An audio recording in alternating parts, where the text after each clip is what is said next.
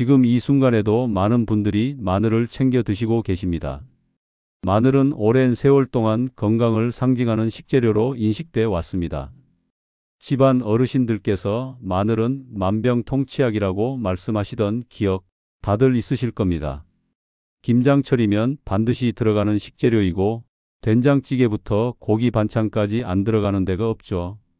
게다가 요즘은 꿀마늘이나 마늘즙 등 건강보조식으로도 다양하게 활용되고 있으니 마늘은 단순한 양념을 넘어서 일상적인 건강식으로 자리 잡은 지 오래입니다. 하지만 정말로 그 마늘이 지금 드시는 방식 그대로 몸에 좋은 걸까요? 그 마늘 지금 어떤 방식으로 드시고 계십니까?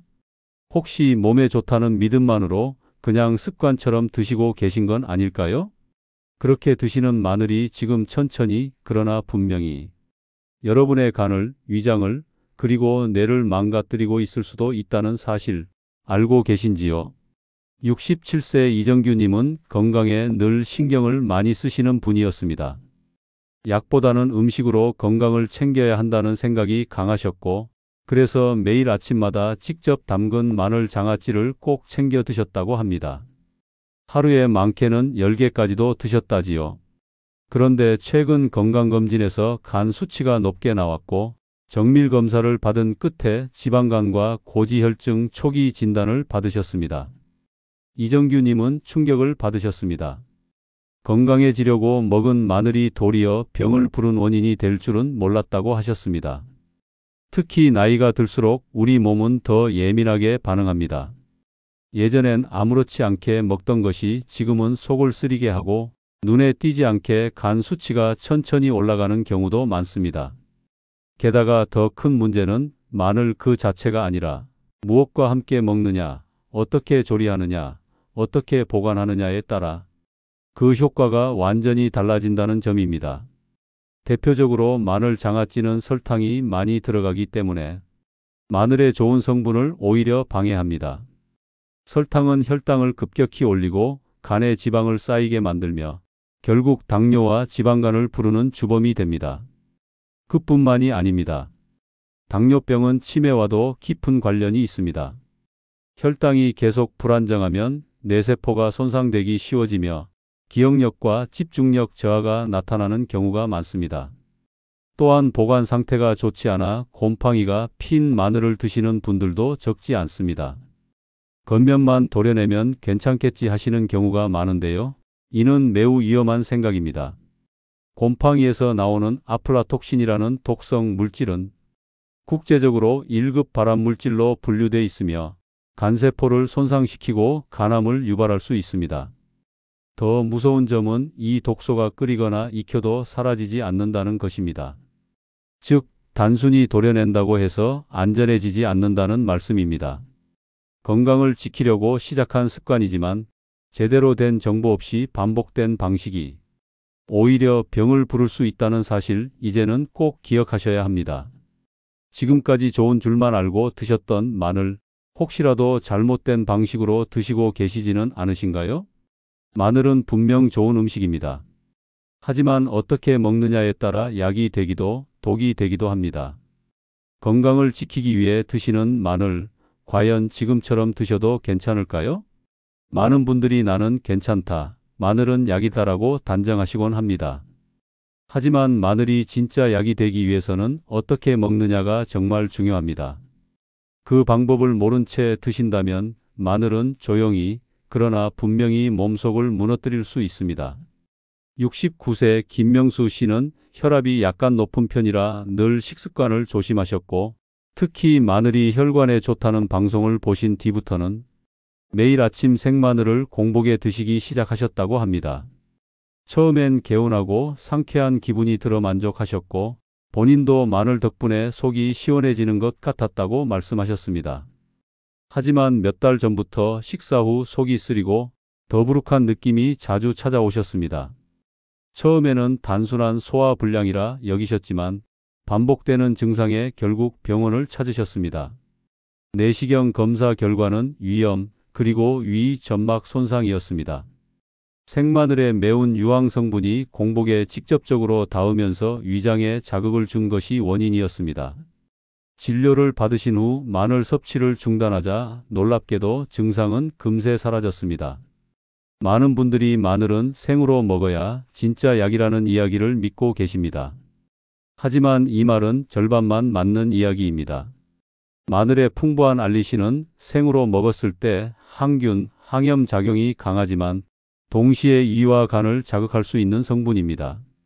특히 나이가 들수록 우리 몸은 이런 자극에 훨씬 민감하게 반응합니다. 위장은 점점 약해지고 회복 속도도 느려지기 때문입니다. 마늘을 매일 5쪽, 6쪽씩 생으로 드신다는 분들도 적지 않습니다. 그런데 이 정도 양이 오히려 간에 무리를 줄 수 있다는 사실 알고 계셨나요? 마늘 속 유황 화합물은 간에서 대사되는데 과도하게 섭취할 경우 간세포에 산화 스트레스를 줄 수 있습니다. 특히 지방간이나 간 기능 저하가 있으신 분들은 더 주의가 필요합니다. 겉으로는 특별한 증상이 없어도 간 수치가 점차 올라가고 면역력이 떨어질 수 있기 때문입니다. 또한 마늘을 건강식이라고 믿고 양을 조절하지 않고 드시는 분들도 많으신데요. 마늘을 과하게 섭취할 경우 피 속 적혈구가 손상돼 용혈성 빈혈이 생길 수 있다는 연구도 있습니다. 물론 일반적인 식사에서는 드물게 나타나지만 매일 고용량으로 드신다면 결코 무시할 수 없는 위험입니다. 이처럼 마늘은 몸에 좋다는 정보 하나로만 접근하기에는 너무나 강력한 성분을 지니고 있는 식품입니다. 특히 위가 약한 분들이나 간이 필요하신 분들, 당뇨나 혈압 문제가 있으신 분들은 반드시 섭취법을 바꾸셔야 합니다.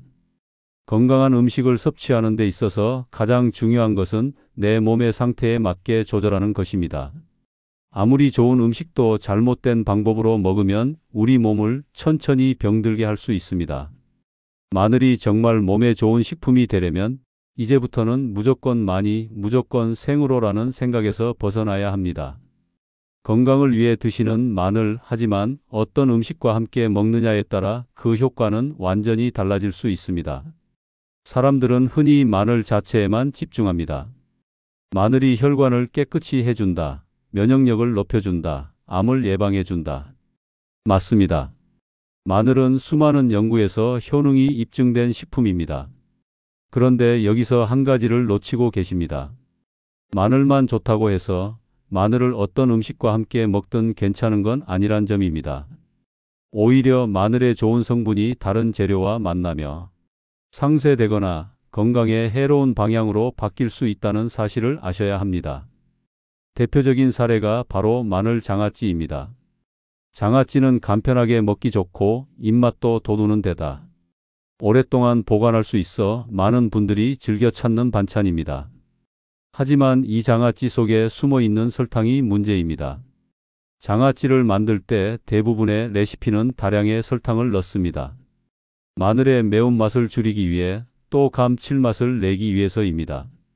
문제는 이 설탕이 마늘의 항산화 작용을 떨어뜨릴 뿐 아니라 혈당을 급격하게 올리는 물질로 작용한다는 점입니다. 설탕은 우리 몸속에서 대사되면서 혈당을 빠르게 상승시킵니다. 이때 인슐린이 과도하게 분비되면 지방으로 전환되기 쉬운 환경이 만들어집니다. 그리고 이 과정이 반복되면 결국 지방간이 생기고 제2형 당뇨병으로 이어질 수 있습니다. 게다가 마늘의 효능을 믿고 자주 먹다 보면 정작 문제는 마늘이 아니라 곁들인 설탕에 있다는 사실을 놓치게 됩니다. 이뿐만이 아닙니다.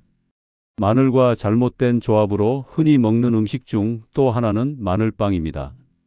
겉보기엔 고소하고 맛있어 보이고 마늘이 들어가 있으니 건강식처럼 느껴지기도 합니다. 하지만 마늘빵의 주재료는 정제된 밀가루와 버터, 그리고 설탕이 섞인 마늘 소스입니다. 밀가루는 탄수화물 비율이 90% 이상인 식재료이며 당지수 GI 지수가 매우 높습니다.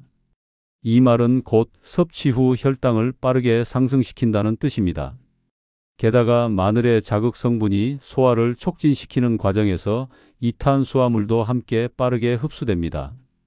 결과적으로 혈당이 급격히 오르며 인슐린 저항성이 악화되고 복부 지방이 쌓이게 됩니다. 이런 식으로 마늘을 먹으면 건강해지기보다 오히려 혈관이 막히고 피가 끈적해질 수 있습니다. 게다가 마늘과 탄수화물이 함께 섭취되면 글루텐 중독을 유발하는 가능성도 높아진다고 알려져 있습니다. 글루텐이 장내에서 분해되며 생성되는 특정 펩타이드는 뇌의 보상 시스템을 자극해 과식을 유도하게 만듭니다. 즉, 마늘빵을 먹을수록 더욱 자주, 더 많이 먹고 싶어지는 이유가 되는 겁니다.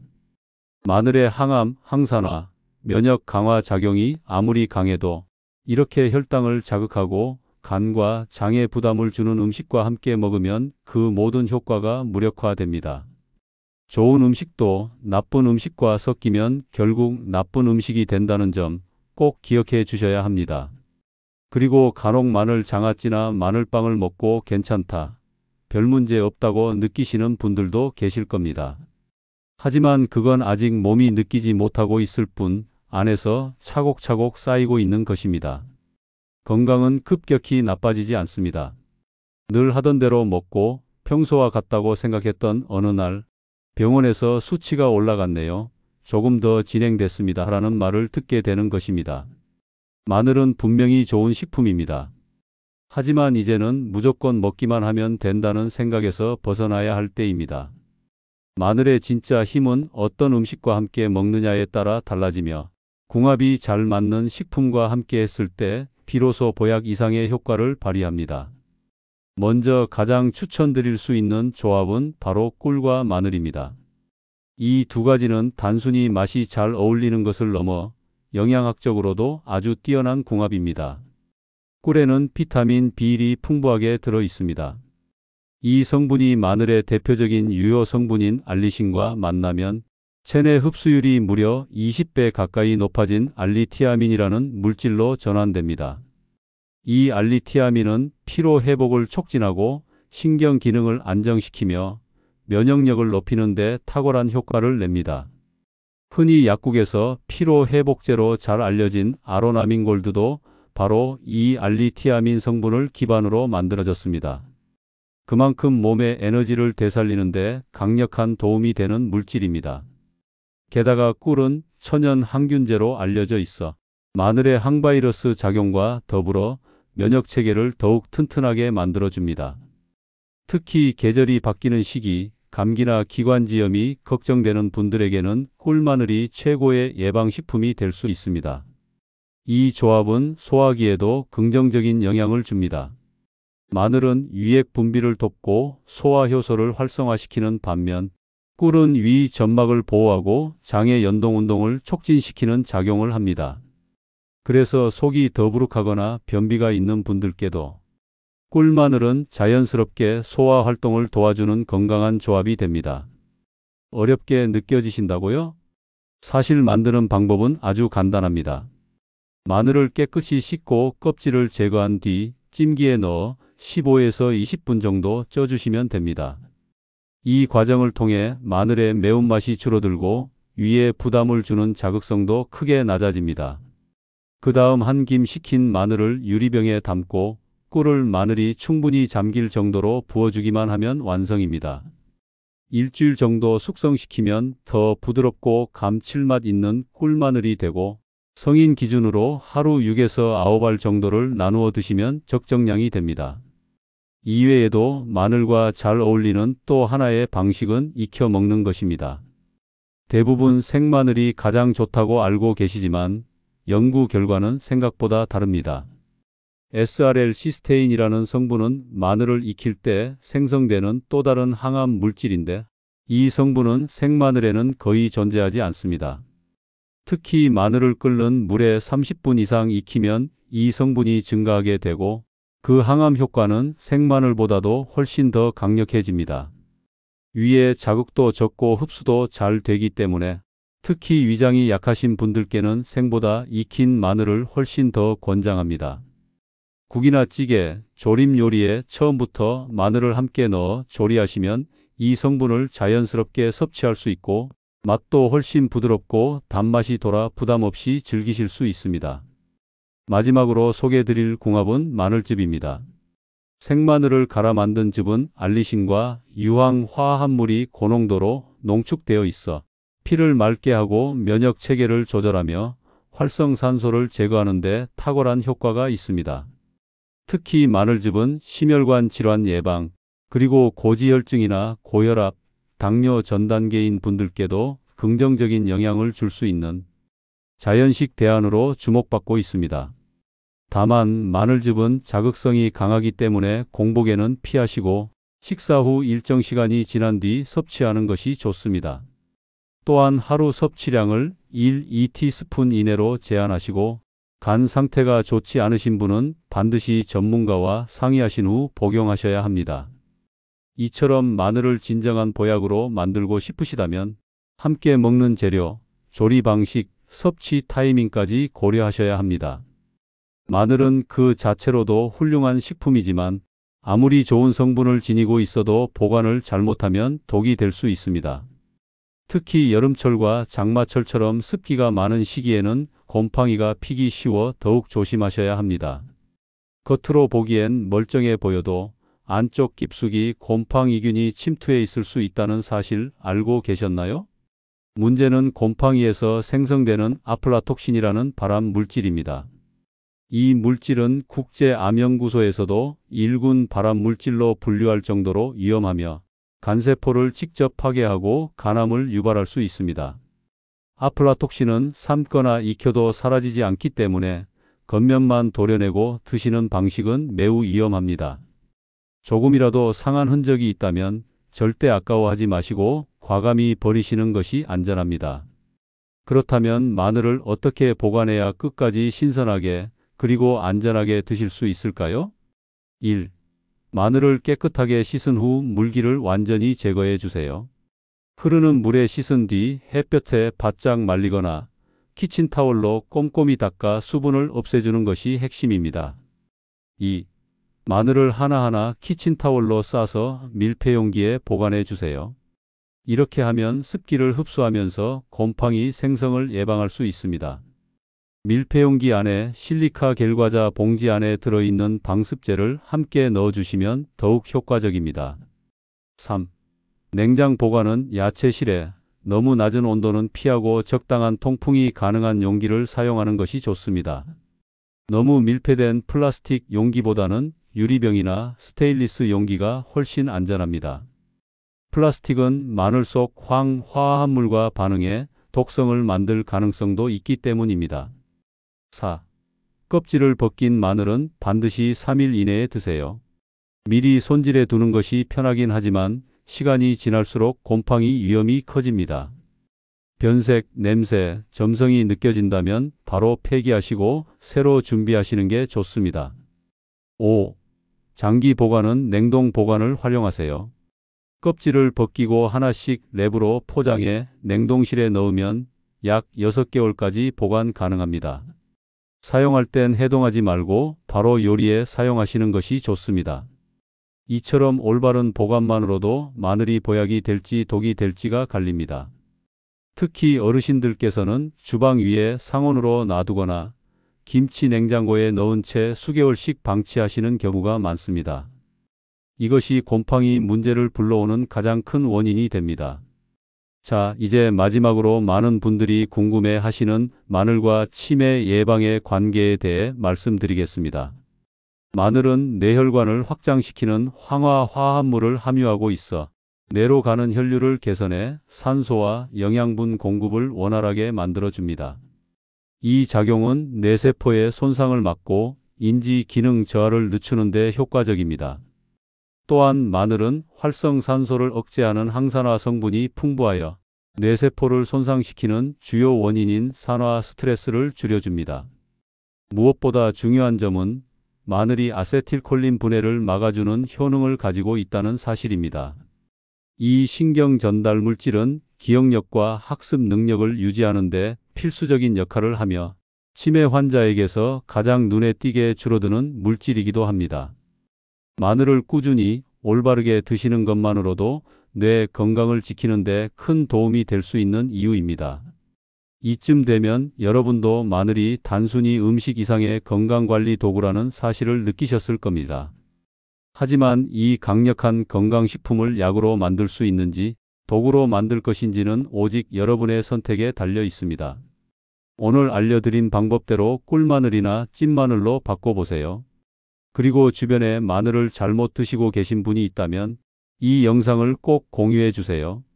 여러분의 작은 행동 하나가 가족과 지인의 건강을 지켜줄 수 있습니다. 영상이 도움이 되셨다면 좋아요 한번 눌러주시고요. 마늘 어떻게 드시고 계셨는지 댓글로도 남겨주세요. 그리고 구독 버튼 누르시면 앞으로도 건강하고 정확한 정보 제일 먼저 받아보실 수 있습니다. 여러분의 건강한 일상을 응원하겠습니다. 다음 영상에서 뵙겠습니다. 감사합니다.